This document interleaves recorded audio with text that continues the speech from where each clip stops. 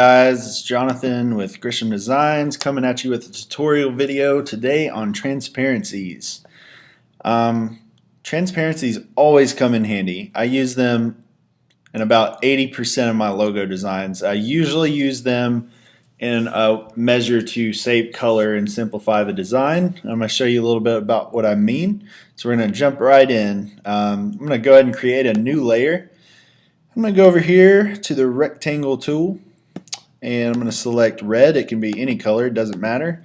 I'm just going to go ahead and drag it over to get a different background for it's going to help with perspective later, just to see what's going on. So I'm going to go ahead and hide that for now and make another layer.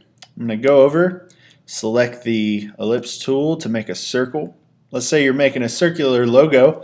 I'm going to hold shift and I'm going to drag it out. It's going to get a nice clean perfect circle, which is more typical. If you let go of shift, you have a lot more free form there, which could be good in some scenarios, but for this purpose I'm just going to hold it and get a nice clean circle. And I'm going to go ahead and make it black. And so I'm going to just do this with kind of a rudimentary design and like an 8-ball. Let's say your customer asks for an 8-ball on a shirt. So you've got your black circle there, starting of the ball. I'm going to go ahead and make another layer, and we've already got our circle tool. So I'm going to click on white.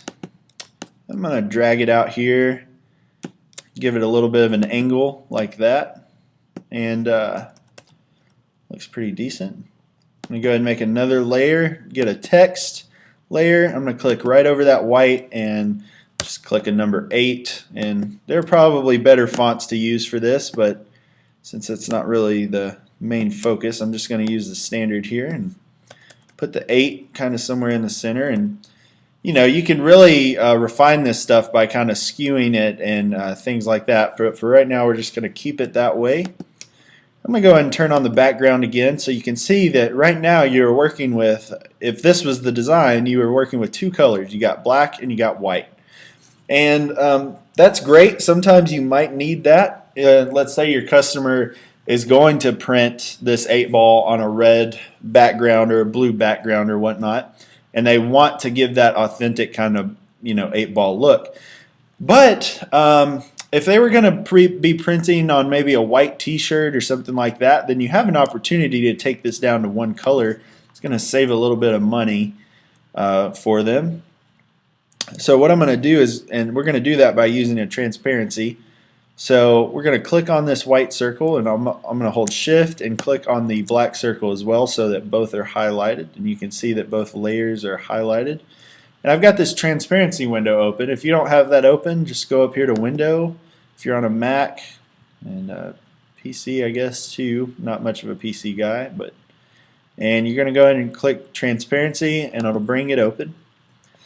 And then we're going to go ahead and click Make Mask, and you see that it kind of flipped it, inverted it there a little bit. So we're going to go over here to these options, Clip and Invert Mask. We're going to remove the clip, and we're going to say Invert Mask.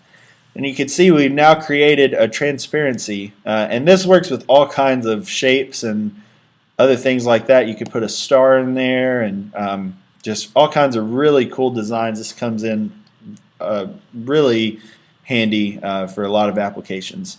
So you can see now, if they were to have a red shirt, that kind of looks cool. But if they were to have a white shirt, we'll take the background off, and you've now created a single color version of this logo that's going to work fantastic in multiple applications. And just for further reference, we're going to go ahead and show you to export it as a PNG. You'll see that if you were to export it that way, it's completely transparent, which is fantastic. And let's say you don't like the positioning of where you made the transparency. You can go ahead and click on your circle again, and you'll see in the transparency window these 2 I guess little squares here. So this is your current palette, and then you click over here and you're going to get control of that transparency. So you can go ahead and like center, let's say you want to center that thing up. Go ahead and click on that, move it to center, or close to center I guess in this application. Click back on this other palette over here, and you can recenter the 8, And then you got something a little more centered, and that just completely moves the transparency. Very easy, but very effective, and comes in. Um, it's highly useful in graphic design, I have found. And we're going to do a part 2 to this video where we add some grunge to this design using a similar method of transparency, and it's really going to bring this kind of rudimentary design, give it a little bit more life to it. So I hope you've enjoyed.